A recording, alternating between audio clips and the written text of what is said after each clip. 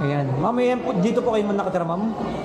Ma'am, anong masabi niyo po sa pabahay ng ating President Bongbong Marcos? Ay, napakaganda talaga. Grabe. Ilang kwarto po yung ano po ninyo? Dalawa. Dalawa. Dalawang. Pwede mo makita, ma'am? Dalayan pa rin pumasok. Para Yung room. tingnan lang natin yung pabahay ng ating President Bongbong Marcos. Ito yung kwarto po ninyo. Opo. Hello po, sir. Dalawang kwarto. Dalawang kwarto. Kitchen. Tapos ito yung kitchen. And may tubig na rin po. Laundry. Laundry nyo malawak ko yung kila, ma'am, no? Siya. Iba-iba pala. Ako kasi. Pag nasa gitna, medyo malawak. Pag nasa gilid na gilid lang. Tapos meron ng Namin. may CR pa. Ayan po. So, may kusina. Ma'am, pwede magtanong paano po kayo nalipat po dito sa pabahay ng ating President Bongbong Marcos? Sala. Ano po? Paano po kayo napalipat po dito? Ano po kasi kami, nanggaling kami po sa endangered zone area. Kaya, Tabi ng ilog. opo. Kaya gin-grab na rin po namin yung offer na dito. Lilipat. Malaking bagay na rin po matulong sa amin. Ma'am, mensahe na lang po sa Pangulo. Ano yun, ma'am? Teka lang, bro. Ano yan? Sa bahay niyo dati yun, nangungupa na kayo? O... Opo, kami nangungupahan, sila original ng bahay. Ayan, anong masabi natin sa ating President Bongbong Marcos para malaman po niya na First time na nakatanggap kami sa galing sa gobyerno nga ganitong opportunity nga pabahay. Kaya overwhelming, maraming salamat President BBM sa babahay nga binigay po sa amin. Ma'am, ito po bang may, ano po ba dito? May binabayaran kayo ng monthly o totally... Meron po, meron. Meron naman. Monthly. Sa ano lang, maliit lang. Pero maliit lang. Kaya-kaya lang naman po namin. Yun. Mga nasa 500 pesos o... Hindi po, ang usapan po unang taon, 350 monthly po. Ang baba po, no? Pwede na. After daw, Kesa sa nangungupahan ka, magkano upa mo, bro? 4-5. 4-5. Pero gano'ng kalaki yung kwarto Ang mo? kwarto lang, malit pa siya. Isang kwarto lang, pero ito 300 monthly. Kaya malaki. after 1 year naman daw, pag-uusapan ulit yung presyo talaga. Kasi hindi pa naman daw totally na ano yung... Pero at least yung ano ma'am, sa abot kaya lang talaga ng ano. Opo, para talaga sa mahihirap na kayang-kayang bayaran. Yun. Mga ilang taon naman po ma'am? 30 years. 30 years. At least kung 300, hindi na mabigat-bigat. Malaking ano. 350, grabe. malawag na. 350. Baba. Ilang dalawang kwarto, may CR. Pero hindi sila safe kasi depende kung nasa sa ground floor ka. Opo, di ba yung ano? Estimated lang naman. Parang usap-usapan. Oo. Opo. Ito medyo mas mataas. Second, So, mas mataas pa po ang yung pinakamababa, mabayaran. Ang sa fifth floor. Fifth floor. Opo. Pinakatas. Pero pinakamagandang view yung fifth floor. Opo. Hindi, talaga ito yung pinakamaganda yung ground. Sa ground na Kasi pinaka ano. ito, hindi ka na... Pero kasi yung view kasi, makikita mo yung pinaka ano. Sa condo kasi yung binabayaran kung floor na mataas ka, yung pinaka ano. Ayan sila mami. Maraming salamat, mama. Thank you mama. Dahil God ano. bless po. Isa nabigyan. Ay mami, ilang taon na po kayong nangungupahan para malaman lang ng ating mga kababayan? Nasa 20 years na din po. 20 years, grabe. Wala, pareho tayo, ma'am. Magkano yung upa niyo po ng Sa inalisan namin, 1.5. 1.5? So, napakalaking ano po dito, no? So, Swerte, bago no? sa Napakalaking bagay. 1.5. So, At saka at 350 least lang. magbabayad man kami magiging amin. Oo. Yun, yung pinaka-the best doon, no? Tsaka mababa lang, hindi kagaya ng... Grabe, sarap. Sarap. Okay po, maraming salamat. Thank you. Ayan, salamat sa Diyos. Thank you po. Ayan, si tatay. Hello, tay. Salamat, tay. Anong masabi niyo sa ating President Bongbong Marcos? Okay na okay sa akin yung mga binibigay niya ng mga kumbahin. Kaya yun ang pinakagabi sa akin. Nabigyan kami ng pabahay. Ayan, sobrang saya. Kaya kami sa mga ano, wala kami masabi. Good kami kay President. Ayan. Thank you, tay. Salamat. Ilan taon na po kayo?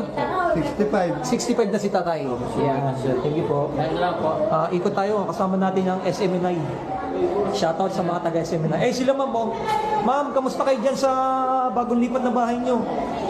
Ayan, ma'am, kamusta po yung bagong lipat po sa pabahay? Ay, maganda po, sir. Thank you very much. Lalo na sa mahal naming Pangulo at saka sa mahal naming Presidente. Thank you so much sa mga kababayan. Pwede natin makita yung setup ng bahay niyo. Ayan, Okay pwede lang ba? po, Ayan, sir. ayun, pakita natin, tingnan natin yung ano. So, ito Ang po ganda yung ng ano ni mama, setup ng ano Phyllis, Ay, dalawang ano ma'am? Dalawang lababo? Ganda to sa kanya. Ano? Ayan, no? Dalawang kwarto. Dalawang kwarto. Ayan, nakita. Tapos may lababo. May laundry. Laundry. Si sir ano pala. Ma'am, tanong ko ma'am, paano kayo nalipat dito sa bahay ng ating Oh, president? may shower po. Paano daw yung nalilipat? Grabe, ayan, Ay, shower. paano daw yung nalilipat? Paano kayo napunta po dito sa pabahay ng ating president Bongbong Marcos? Okay, na. Ano po kasi sir along Tulyan River kami. River. Galing kami ISF. Tapos Pero sarili niyo pong bahay yun o nangungupahan lang po kayo? share kami sa magulang namin. Share sa mga. So nung nagkaroon ng dahil sa Ondo at Habagat, 2009-2011, nagkaroon na census doon. 2011-2014, nabigyan kami ng validation para sa pabahay. So siguro 10 years before ako nag-receive ng pabahay kasi ayoko sa Bulacan kasi malayo ang trabaho, hanap buhay. Pero dito mas Dito sa Barangay Pungulo Malabon, center dito kasi andyan yung hospital na pinapatayo ni Mayor Jim Sandoval, Cobric Sandoval, at malapit sa highway, yun yung pas palengke, malapit rin. malapit din. Magkakaroon na din po dito ng mga ospital tsaka na pinagawa ni Mayor. Hospital. Yun naman yung ginagawa ngayon Ay, sa naku. Pangulo. Grabe, Dito no? magkakaroon siya ng palengke sa loob mismo ng Pangulo. Tsaka Okay, ako eskwelahan. pala maluwag, no? Oo. Tsaka eskwelahan po, dito na rin na. School, katabi lang natin. Katabi na rin. Maglabas niyo ng Wow. School na po yun. Parang ano na talaga no, malapit na sa lahat ng Lahat po yun. Wala nang masabi. palengke, highway na. Yung share niyo po ba, sabi niyo may shower pa? Opo. May shower din. Yan, Grabe, nakatiles pa mo, eh, no? Nakatiles pa. Oh, ang ganda ng beer. Ang ganda. Linis, Yan. Wow, sir, ano po, swerte niyo. Napakalaking ano. Murang ano lang to, murang 30 years to pay sa 30 years. murang halagang bayad mo. Abot kaya, sir, no? At least meron na tayo. Ngayon, wala pa kaming natatanggap kung magkano ito bayaran namin kaya man. Pero mura rin naman. Sa kabila nakausap namin 350 Yes, pansamantala. Yun. pansamantala. Wala pa kasi talagang ibinabagay. Yung pinaka-total. Ayun. O, sige. Sir, mensahe na lang po sa ating Pangulo, sir. O, yan. Mensahe po. Thank you, Mr. President Ferdinand Bongbong Marcos sa pag-award sa amin sa kanina dito sa Barangay Pangulo, St. Gregory Halls. Isa po kami sa nakatanggap ng beneficiary na nabigyan ng pabahay sa Building 15. Ayan. Thank you, sir. Thank you, Mr. President and Mayor Jenny Sandoval. Ayun, kay Ma'am Jenny. Maraming salamat. Thank you po, sir. Thank you. Napakaganda ng bahay ni sir. Congrats po, congrats. Nakatiles na tapos ano pa, no? Ito, semento. Thank you po, God bless. Welcome po. Ganda. Ganda ng set. Ayan, President Bongbong Marcos. Yan. Thank you, sir, ha? Sige po. Sarap sa pakiramdam. Puro sa taas naman. Ayan. Akit tayo sa pinakataas naman. Tara, punta na si Teddy. Tingnan natin yung pinakabahay sa taas. Ito pala ay pinaka-ground floor. Yung pinakataas naman ang aming titingnan. San si Pangalong floor? Pangalong floor. Una ako nga, parang stick mo eh. Okay. So yan, dito na tayo sa ngayon. Ito yung mga nakalipat na. Hello po. Kamusta po yung mga bagong lipat? Ayos lang po. Taga sa piso lang bilhin mo. Oy, ayun may tindahan pa si Ma'am, oh. Ang ganda ng si Sir may tindahan pa.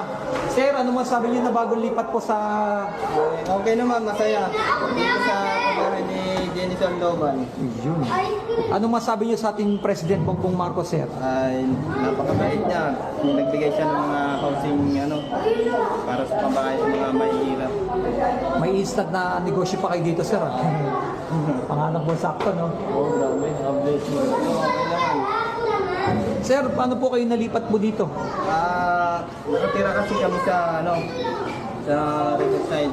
Sa Riverside. Ibig sabihin itong buong building sa Riverside nakatira? Yung karamihan sa amin. Karamihan sa inyo. Nasa tabing ilog. Saan po ba yung lugar po sa inyo, sir? Sa Tanyong, Malabon. Tanyong Dito lang. Malabon. Ayan. At least si sir meron ng Oh, may anak tayo. diretso ng negosyo ng Thank you po, sir. Thank you, thank you. Magkano sir ang puhunan nyo sa business nyo na ganito? Hindi na namin Wala kami, maliit na